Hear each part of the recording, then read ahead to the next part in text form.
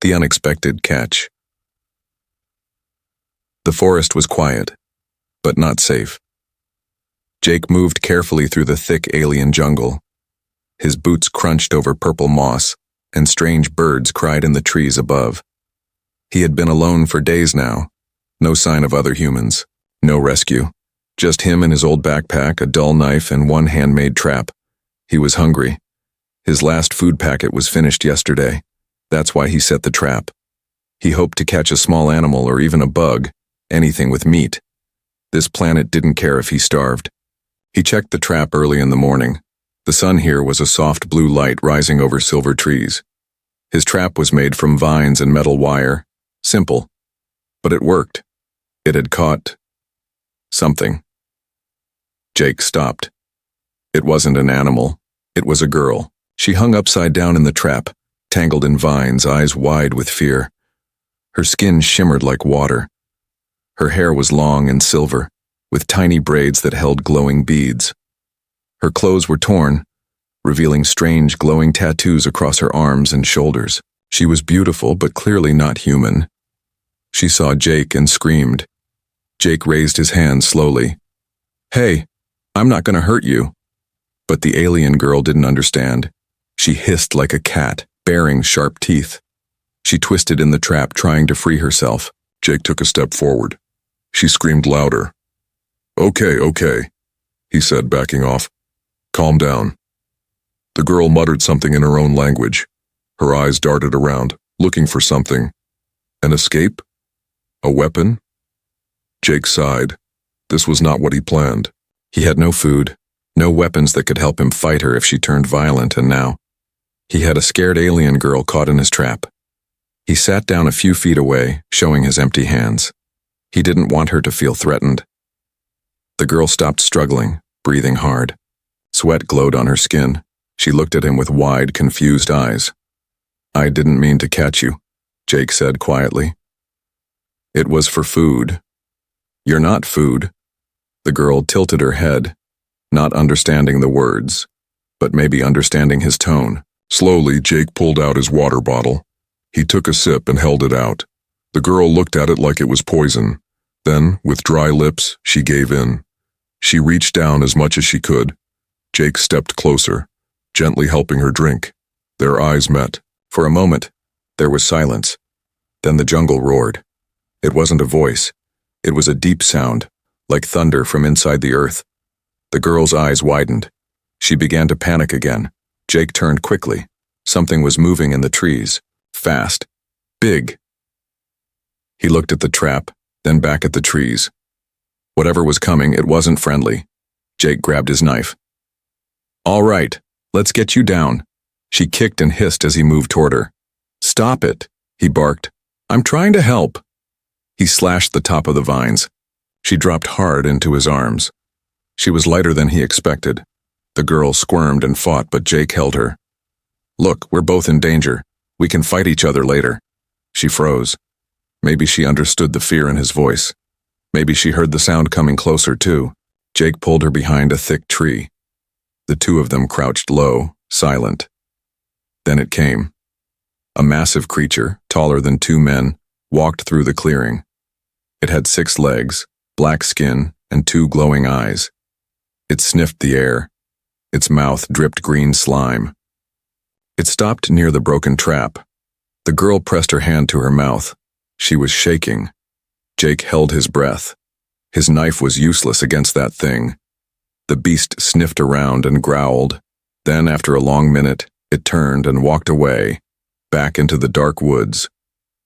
Only when it was gone did Jake finally exhale. The girl looked at him, still shaking. He nodded. "You okay?"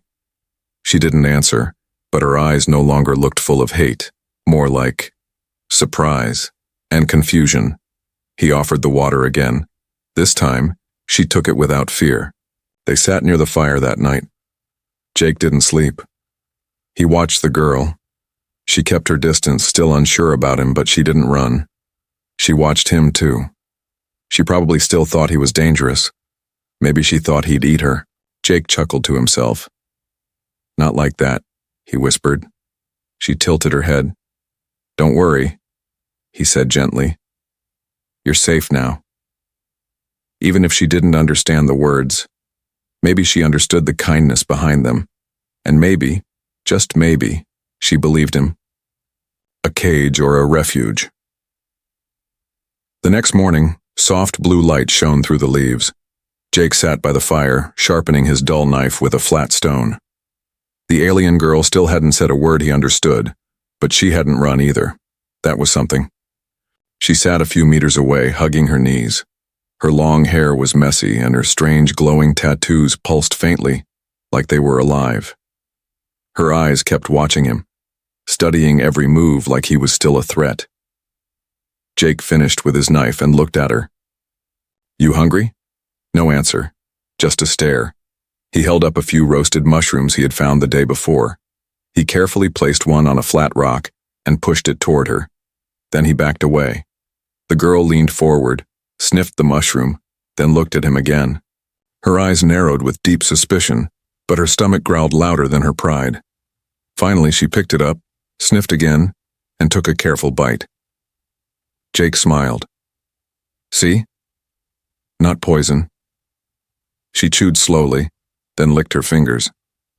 Her glowing tattoos pulsed a bit brighter. Jake wasn't sure what that meant, but it looked like approval. He stood and stretched.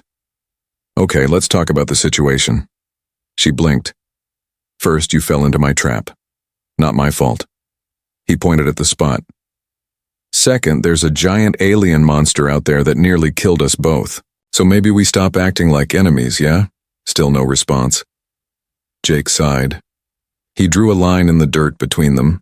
Then he made a stick figure of himself on one side and a smaller one on the other, with long hair. Me, he said, pointing to his side. You, he added, tapping the figure with long hair. The girl stared at the drawing. Slowly, she pointed to herself. Thera. Jake froze. You have a name? She touched her chest again. Thera, she repeated. Thera, Jake said softly, trying to copy her sound. I'm Jake. She blinked, then mimicked Jack. He laughed. Close enough. There was still a wall between them, language, fear, and culture, but that one moment of shared names felt like the beginning of something new.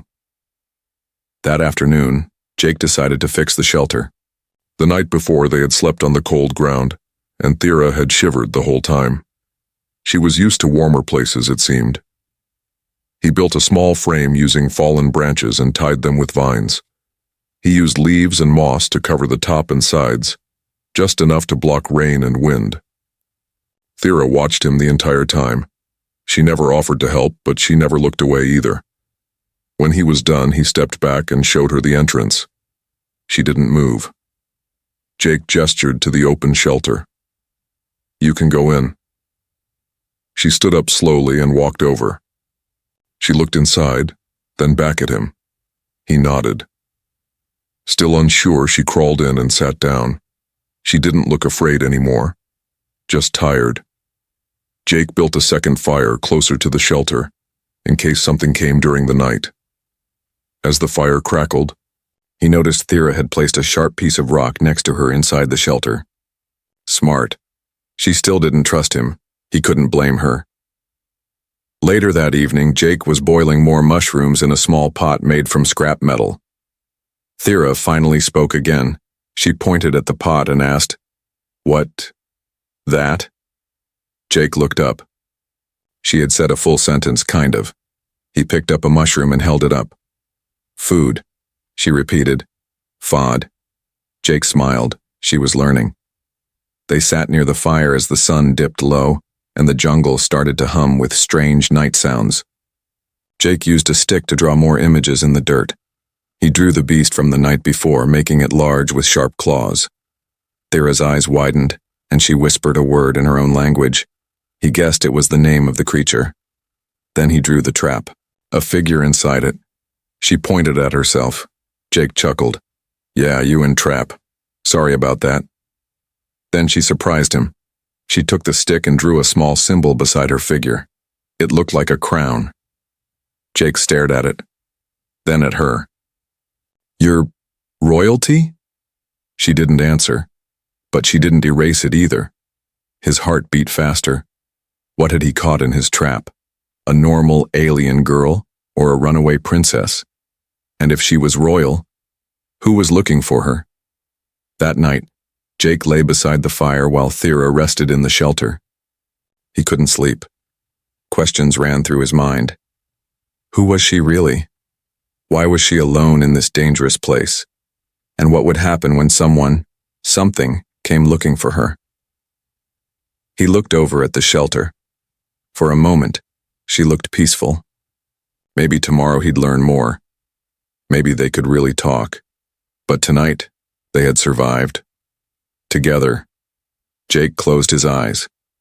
Far away in the jungle's darkness, something was watching them. Something that had been following her. The language of survival. The jungle was never silent at night.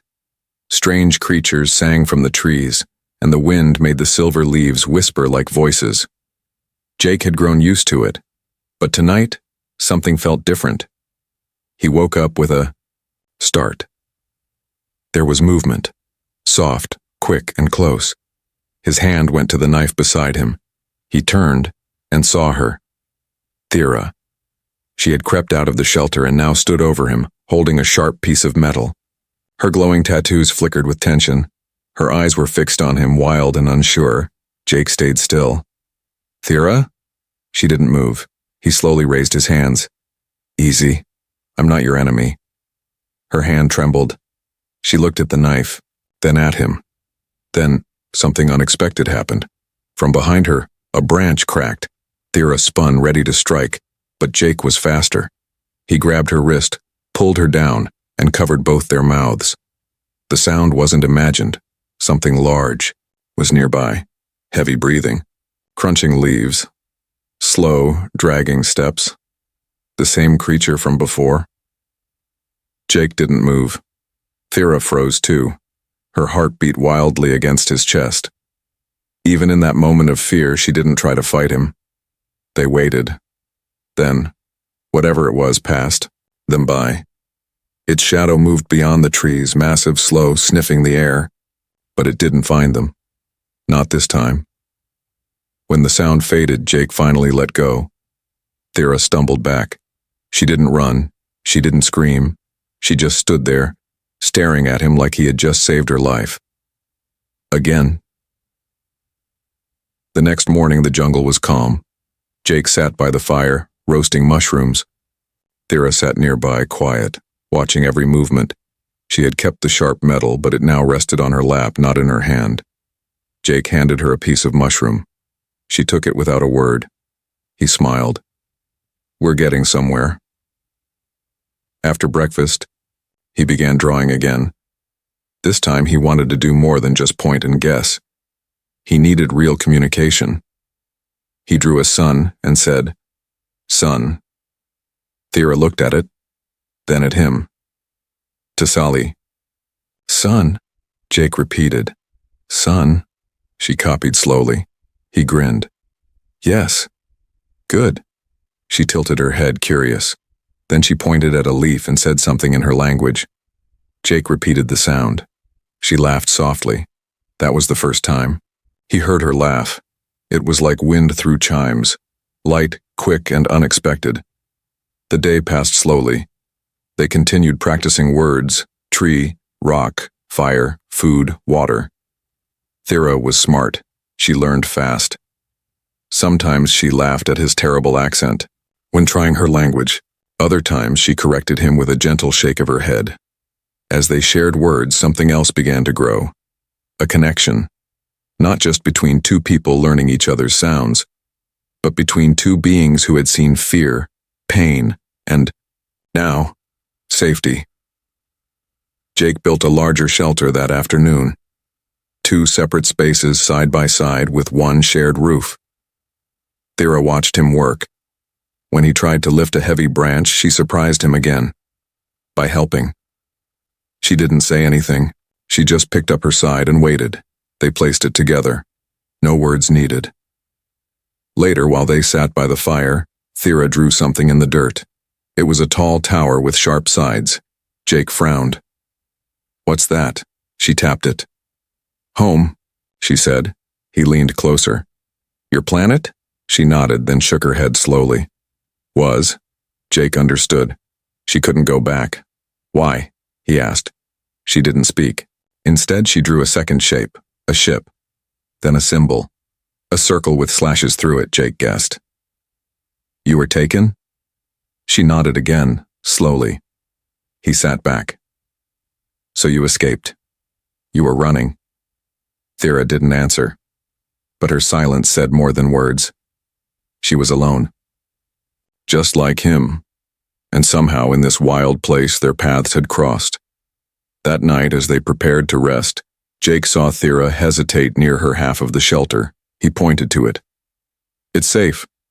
She looked at him, then back at the shelter. Finally, she stepped inside. For the first time, she didn't bring the sharp metal piece. Jake lay beside the fire thinking about everything. He had been alone for so long. Talking to her, even in broken words, felt like breathing after holding it for days. She wasn't just surviving now. Neither was he. They were beginning to live again, but far beyond the jungle, something stirred. A ship had landed. Silent, sleek, dangerous.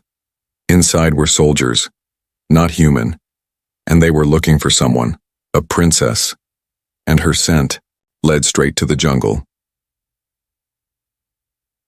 The beast in the fog. The fog came without warning. Jake woke up early, as he always did, but this time the jungle looked different. Thick mist rolled across the ground, rising like smoke and swallowing the trees. The sun, usually a soft blue disk in the sky, was now a faint blur. Everything looked gray and cold. He stood up, stretching his back, and glanced at the shelter. Thera was awake too. She peeked out from under the cover, her silver hair glowing faintly in the mist. Her glowing tattoos pulsed a little brighter, and her eyes scanned the trees like she sensed something. Jake felt it too. Something was off. The sounds of the jungle were wrong. No birds, no buzzing insects, not even the usual rustle of small animals in the bushes. Only silence. Thera, Jake whispered. Stay close today. She nodded, serious. They didn't speak much that morning. Both of them moved carefully, every step quiet. Jake checked the traps he had set the night before. All empty. Not even a bug. They returned to the shelter and sat near the fire, but neither of them ate. The silence felt heavy, like something was listening. Jake picked up his knife and began to sharpen it again. Not because it needed it, but because it gave his hand something to do. Thera was drawing in the dirt again, but her hand was shaking. He leaned over to look. She had drawn a long creature. 6 legs, sharp claws, fangs dripping with something. A single glowing eye in the center of its head. Jake recognized it. It was the creature from 2 nights ago. He looked at her. It's close, isn't it? Thera didn't answer, but her eyes said everything. She was afraid. Not nervous, not cautious. Afraid, and if she was scared, he should be terrified. As the fog thickened, the temperature dropped. They added more wood to the fire to keep warm, but the flames couldn't chase away the chill that crept into Jake's bones. Midday passed like a slow breath.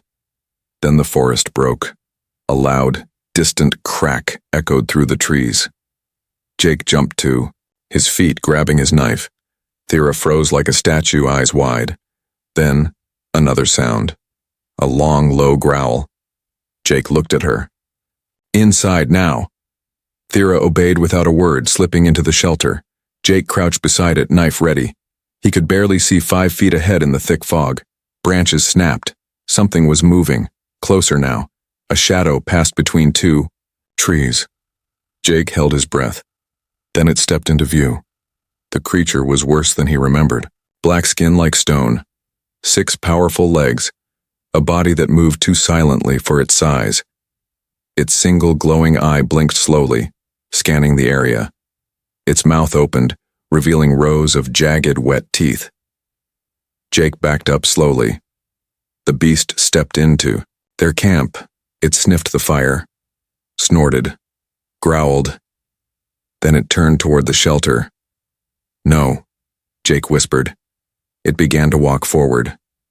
Jake stepped out from behind the tree. "Hey!" he yelled, waving his arms. The beast stopped, its eye fixed on him. Jake picked up a flaming stick from the fire and threw it. It hit the creature's side and rolled into the grass. The beast roared. Jake ran. He ran through the fog, heart pounding, every step a gamble. He could hear the creature crashing behind him, breaking trees and digging into the earth with each powerful stride. He leaped over roots, ducked under vines, and almost slipped into a ravine. His lungs burned. His legs screamed. But he didn't stop. He needed to lead it away, from Thera, from the shelter, from everything. A branch hit him across the face. He stumbled but kept going. Then the ground disappeared beneath him. He fell. When Jake opened his eyes, he was lying on wet ground at the bottom of a small hill. His side hurt, his ankle throbbed, but he was alive. Above him, the creature roared, but it was moving away. Somehow it had lost him. Or maybe it had given up. Either way, he had to get back. He forced himself to stand, limping as fast as he could back through the trees. Thera was outside the shelter, holding the same sharp piece of metal he had seen her with before. Her face was pale, her tattoos dim. When she saw him, she ran to him and helped him sit by the fire. He was out of breath, bleeding and cold.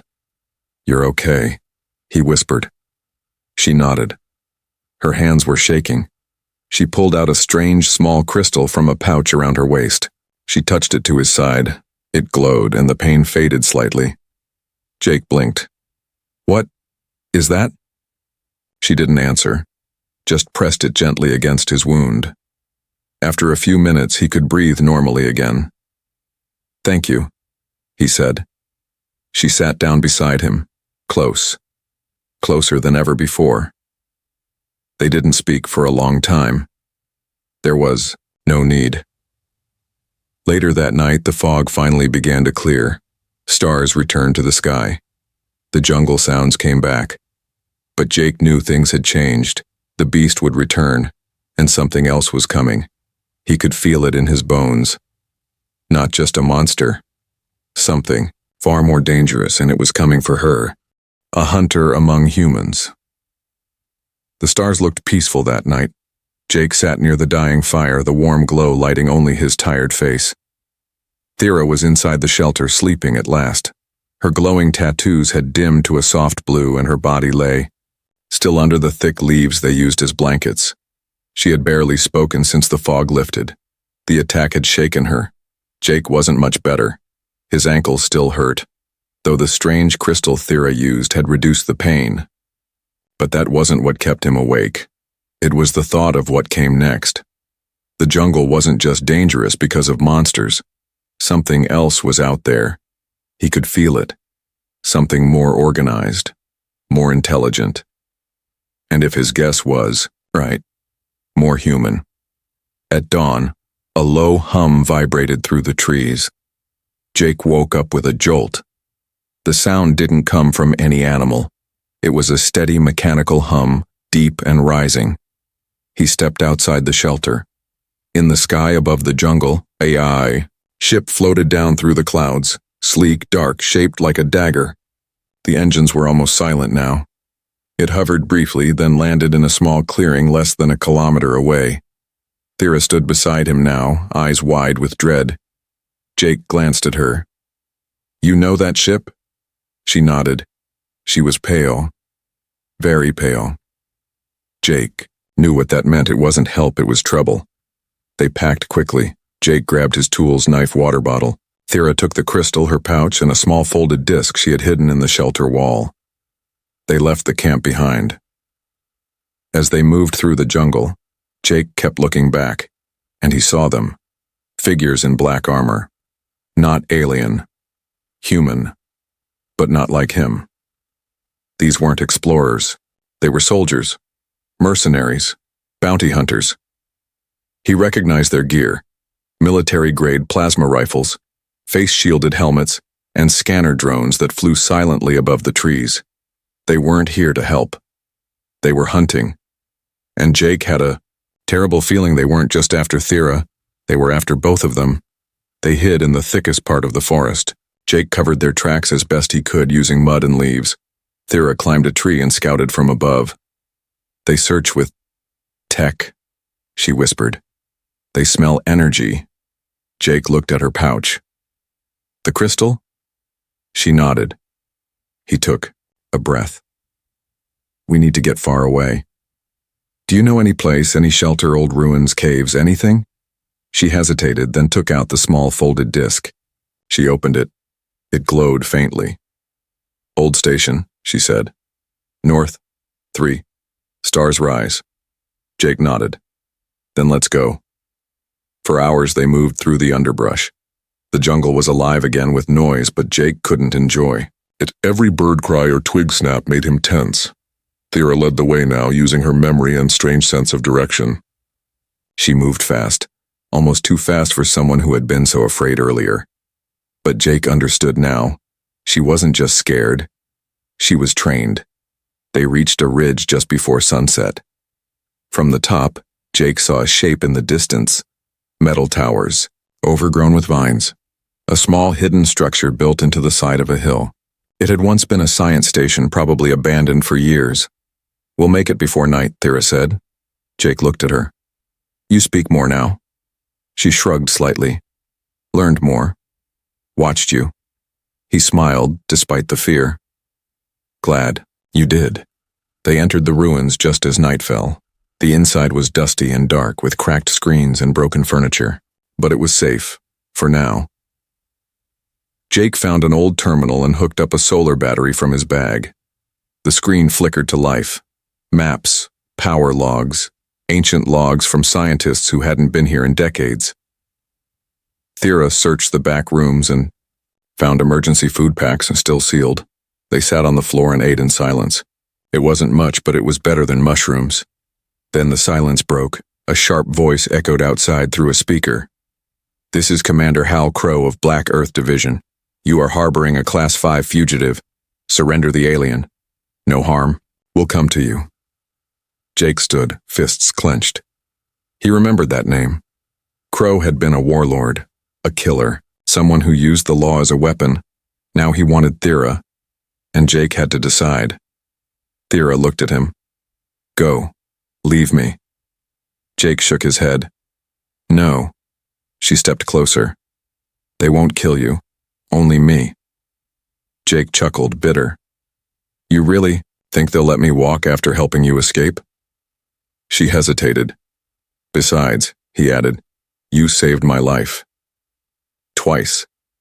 And you saved mine, she whispered. The power flickered. They had minutes. Jake moved fast.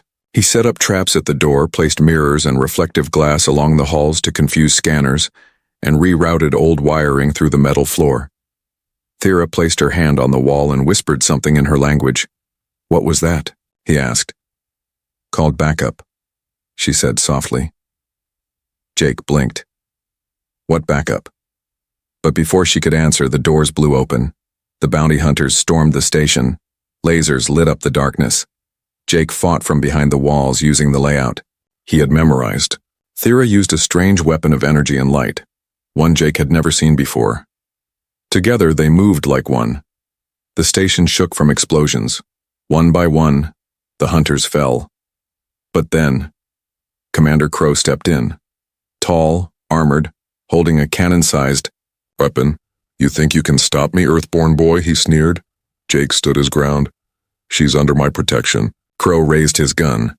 Then the walls pulsed with a strange blue light. Outside, a ship appeared in the sky. Sleek, massive, alien.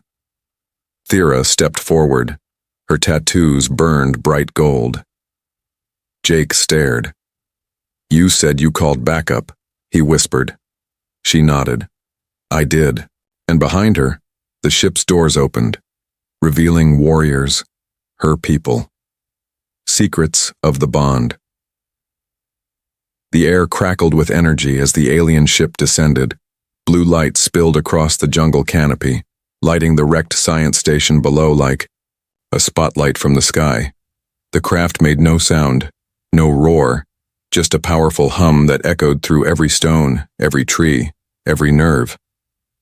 Jake stood frozen, barely believing what he was seeing. Thera didn't flinch. She stepped forward as the ship hovered just above the broken rooftop. From its center, a ramp extended with a smooth hiss. Out of the light came figures, tall, armored, and glowing like stars. They looked like Thera. Same silver skin, same radiant markings, but theirs burned brighter, fiercer. Some held weapons, made of pulsing energy. Others moved with regal discipline, their eyes locked on her. A tall figure approached, female, powerful, and clearly a leader. She called out in a language Jake didn't understand. Thera responded, but her tone was not that of a soldier. It was soft, familiar. Jake realized this wasn't just her people, this was her family. Commander Crow cursed, under his breath. He stood near the blown-open door, his massive plasma cannon still in his hands, but his posture had shifted. He wasn't fearless anymore. He was calculating, a man who could smell a shift in power. "You called your army," he said coldly. "Smart move, Princess." Jake's head snapped toward Thera. "Princess?" She didn't deny it. She turned to Jake and took a step closer. "Yes," she said. "I am royal. I escaped war marriage. Sold to enemy." She struggled for words, but her eyes begged him to understand. Jake stared at her, stunned. "You were being given away?" "For power," she said. "For peace, I refused. I ran. Now they all chase me." Her voice trembled. "I did not lie. But I did not tell all." Jake's thoughts raced. He looked around at the alien warriors, at the shimmering ship, then back at the girl who had slept in a leaf shelter beside him, who had caught food with him, fought beside him. No, she wasn't a lie. She was real, and she had trusted him. "I don't care who you are," he said finally.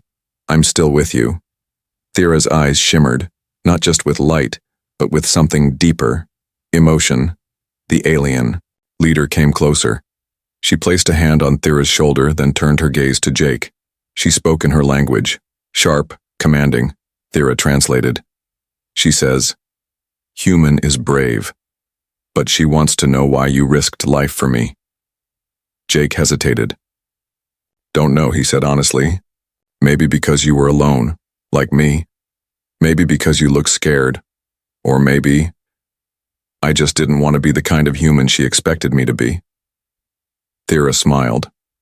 The leader nodded slowly, impressed. Then she raised her hand and placed 2 fingers on Thera's forehead. The glow from Thera's tattoos spread and began to pulse like a heartbeat. One by one, each warrior behind the leader did the same, pressing 2 fingers to their own foreheads in silence. Jake looked at Thera. "What's happening?" "It's a mark," she whispered.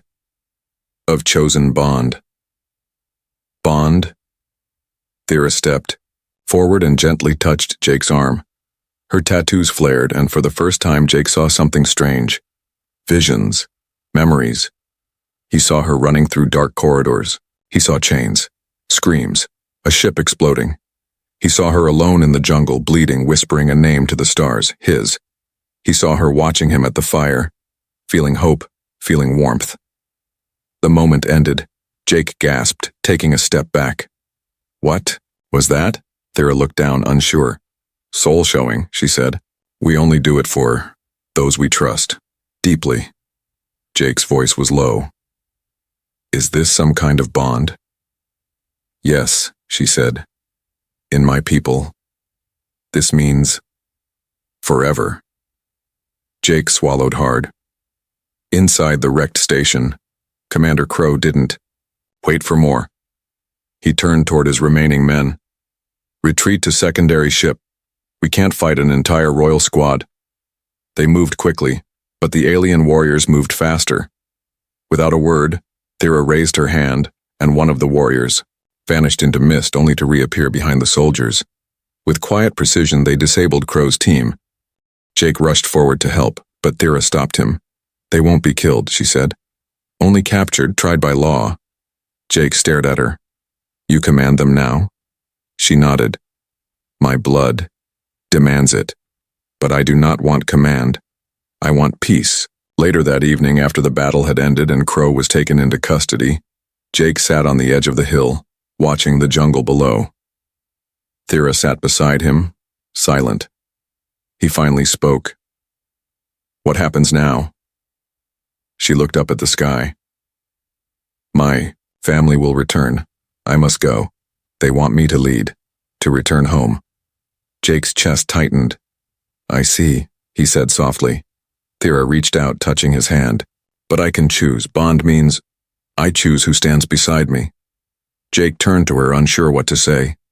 "You changed me," she said. "Humans were monsters in stories. But you gave me food. You made fire. You saw me." Jake chuckled. "You were the one who nearly stabbed me in my sleep," she smiled. "Only little stab." They laughed. Then her face grew serious again. "Will you come?" she asked. Jake blinked. "With you?" "To stars," she whispered. "To palace. To peace." He thought of Earth, broken, still recovering from war. He thought of the jungle, his survival, their shelter, her laughter. And then he looked at her. "Wherever you go," he said, "I'll follow." Thera's markings glowed gold. She leaned her head on his shoulder. Above them, her people waited. But for a few more minutes, they stayed in silence. Together. More than survival. The stars above shimmered like diamonds scattered across a black ocean. The alien ship hovered silently above the jungle, casting a soft glow on the clearing where everything had changed. Jake stood beside Thera, his human boots dusty from the forest floor, her silver feet barely making a sound. She looked peaceful now, stronger, but Jake felt the storm inside her. This was not just the end of survival. It was the beginning of a future. Neither of them could fully see yet. Thera's people began repairing the old science station with frightening speed.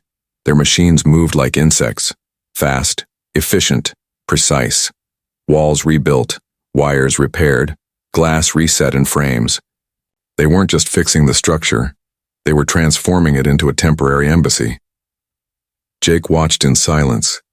He didn't belong here, but they let him stay. No one mocked him. No one pushed him aside. The aliens treated him with quiet respect because he had protected one of their own. A royal, a daughter of their highest house, but even more because Thera had chosen him, and Thera's choice meant something deep in their culture. It wasn't just emotional, it was sacred. 3 days passed. The jungle remained quiet, like the planet itself was watching. Jake helped where he could. He hauled broken metal, set up food stations, learned a few words from Thera's people. They offered him robes made from strange fabric, light but warm, stitched with symbols he didn't understand. One evening, an elder from Thera's clan approached him. He had glowing eyes and skin like polished stone. "You stand at the side of the storm," the elder said in broken English. "You live, you bond. That is not nothing." Jake nodded, unsure how to respond. The elder placed a carved stone in Jake's hand. "You are not her pet. You are her equal. Do you accept that path?" Jake thought for a long moment. "Yes," he said. "I do." The elder smiled with tired eyes. "Then you will walk among stars." That night, Thera found Jake sitting alone, near the fire pit they used to cook together. The pit was cold now, the ashes silent. Their jungle life was over. They both knew it. She sat beside him, folding her legs underneath her. "You do not ask much," she said. Jake gave her a small smile. "You've been busy. Still," she said, watching the flames dance in her memory. "I kept thinking you would ask me why I picked you." Jake looked up, eyes meeting hers. "I thought you picked survival." She shook her head. "No, I picked you." He was quiet. Then she spoke again. "You are not loud like your kind. You listen. You protect with no promise of reward. You joke even when afraid. And when I offered myself up to die, you stood between me and death." She leaned forward, her forehead gently resting against his.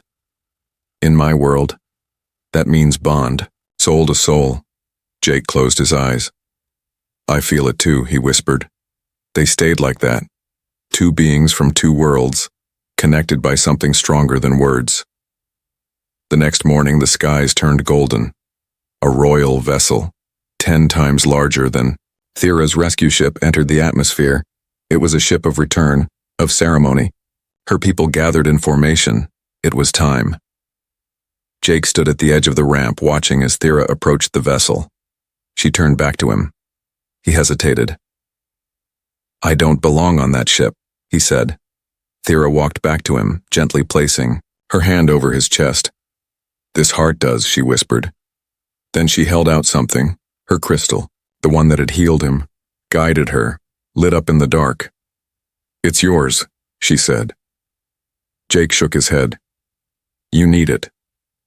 "No," she said. "You are my light now." As they ascended into the ship, Jake felt the pull of Earth lessen. Below, the jungle shrank, the clearing vanished, and the old science station became a forgotten scar on the surface. Above, the stars welcomed them. He walked beside Thera through the grand halls of the ship. Warriors saluted her. Scientists bowed. Musicians played soft, haunting music. She took none of it in pride. She held his hand like it was the only thing real. Weeks passed. Jake learned the customs of Thera's people. He wore royal robes now, but still carried the same old knife from the jungle. He was taught their language, their traditions. He trained with their guards, debated with their philosophers, and told stories from Earth that made them weep and laugh. They named him Thirendel, the guardian of the chosen. Not. Everyone accepted him at first. There were whispers, angry voices behind closed doors. A human among royalty? But every time someone doubted him, Thera stood beside him. And slowly, hearts changed. Then came the final ceremony. A great hall filled with thousands. Thera stood in the center, wrapped in light. Beside her, Jake. The elders placed their hands over their hearts and bowed deeply. Then Thera spoke. "In our darkest moment I found a light not from our stars, a soul not of our blood. A man who saw me not as a prize or a burden, but as a person." She turned to Jake, her eyes glimmering. "And in choosing him, I choose peace." Jake stepped forward, heart pounding. "I didn't expect to be part of anything like this," he said, voice calm but full of emotion. "But I know what it means to survive. And now, I'm learning what it means to live." Thera smiled, and with the blessing of her people, they were joined. Not as ruler and guard, not as human and alien, but as equals. Bonded. From that day forward, their story spread across star systems, not as a tale of war, but of unity, of two beings who met by accident in the dirt and found purpose in each other. They became symbols of something rare in the universe: hope.